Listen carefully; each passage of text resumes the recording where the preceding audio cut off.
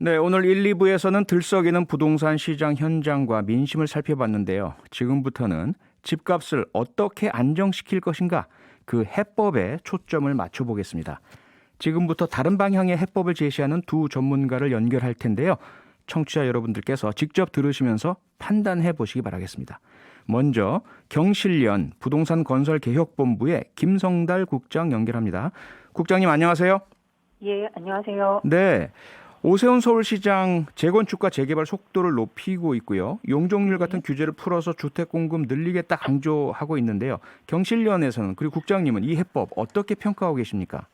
예, 옳지 않다, 잘못됐다고 봅니다. 그 네. 이유가 문재인 정부에서 4년 내내 공급 확대책이 나왔고 집값이 안 잡혔습니다. 네. 서울 집값, 아파트값 같은 경우가 평균 5억이 상승했고, 심각한 건 기강납이 더 올랐다는 겁니다. 아하. 그런데 지금 정부는 지금도 공공 주도하는 공급으로 집값 잡겠다고는 하시지만 사실 네. 지금도 집값이 오르고 있는 상황이고요. 네. 이런 상황에서 오세훈 시장이 민간 개발을 규제를 완화해서 공급을 늘린다고 하시는데 네. 이미 땅값이 이렇게 오른 상태에서 민간 개발을 한데 거기서 또 비싼 주택이 나올 수밖에 없거든요.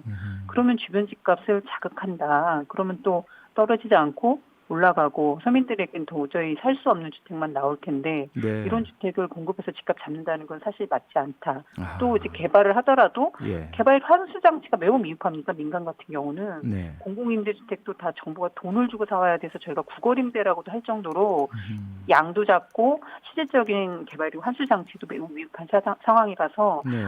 이런 방향으로 가는 건 맞지 않다고 봅니다. 그러면 집값 안정을 위해서 경실련에서 혹시 제시한 해법이 있으십니까? 네, 저희는 이제 네. 지금 정부가 잘못된 정책으로 규제를 많이 했지만 구멍이 뚫렸고 공급을 늘리겠다고 했지만 그 공급이 결국은 서민이 한 공급이 아니라 집값 부추기는 비싼 공급이었다는 게 이제 저희가 보는 가장 큰 문제입니다. 그래서 네. 집값을 잡으려면 공급 정책을 개혁해야 되는 건데 그걸 네. 민간한테라고 할 수는 없거든요. 아하. 절대적으로 공공주도 공급 정책이 바뀌어야 됩니다. 네. 그래야 저렴한 공공주택 서민들도 살 수 있는 그 박영선 후보께서도 시장 후보 시절 말씀하셨던 게 1,000만 원대 반가 아파트 네. 그러면 20평 기준으로 2억 이 정도면 공급이 가능하다는 얘기 하셨거든요. 저희는 그보다 더 낮은 가격으로 공급돼야 된다고 봅니다. 그런 원가에 충실한 공공주택이 시장의 곳곳에서 좀 나와야 네. 그것이 주변 집값도 떨어뜨리고 서민들에게도 기회가 온다.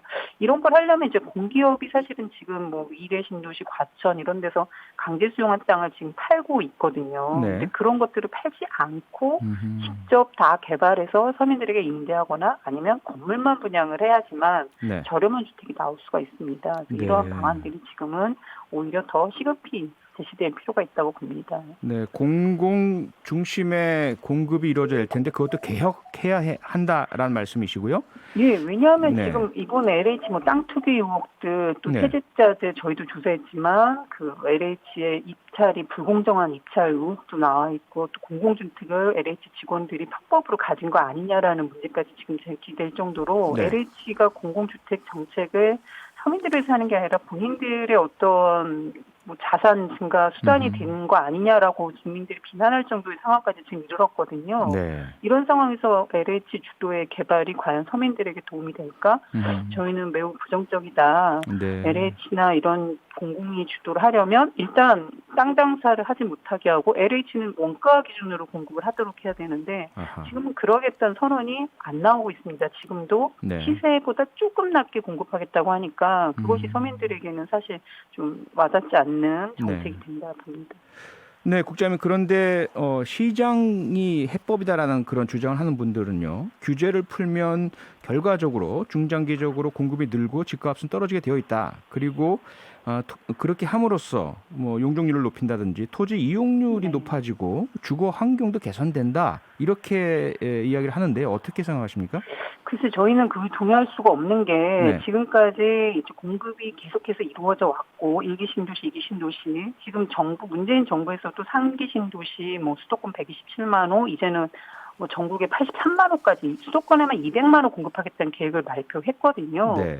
그런데 그런 것들을 하려면 어떻게 되냐, 그린벨트 훼손부터 시작해서 지금까지 우리가 지켜져 왔던 층고나 용적률이나 도시계획이 다 무너지는 방식을 취하면서까지 공급을 하겠다는 겁니다. 네. 그런데 이미 주택이 부족한 간에 저희가 동의할 수 없는 게 주택 보급률은 100%가 넘었거든요. 아하. 근데 그 주택이 무주택자한테 가지 않고 자가 보유율은 61%이고 늘지 않습니다. 공급을 네. 아무리 하더라도 이게 비싼 주택이 자꾸 시장에 나오니까 이제 무주택자들이나 서민들이 사지 못한 채 네. 있는 사람들이 또 사재기하는 형국이에요. 주택이 투기 수단이 됐기 때문에 경실련이 10년간 주택 공급량을 조사해 봤는데 500만 채가 늘었지만 네. 250만 채가 다주택자에게 돌아가서 이제 상위 1% 다주택자의 주택 소유 편중이 이 10년 전에 3.5채였다면 지금은 7채가 넘습니다. 네네. 이렇게 다주택자에게 자꾸 이제 몰아주는 이런 주택 공급 방식이 지금 과연 이렇게 공급을 하면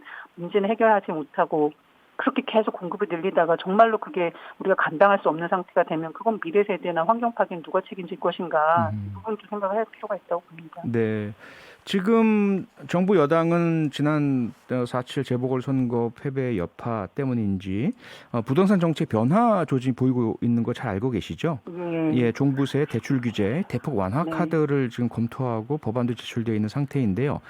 이러한 변화들이 부동산 시장에는 어떤 영향을 미친다고 보십니까?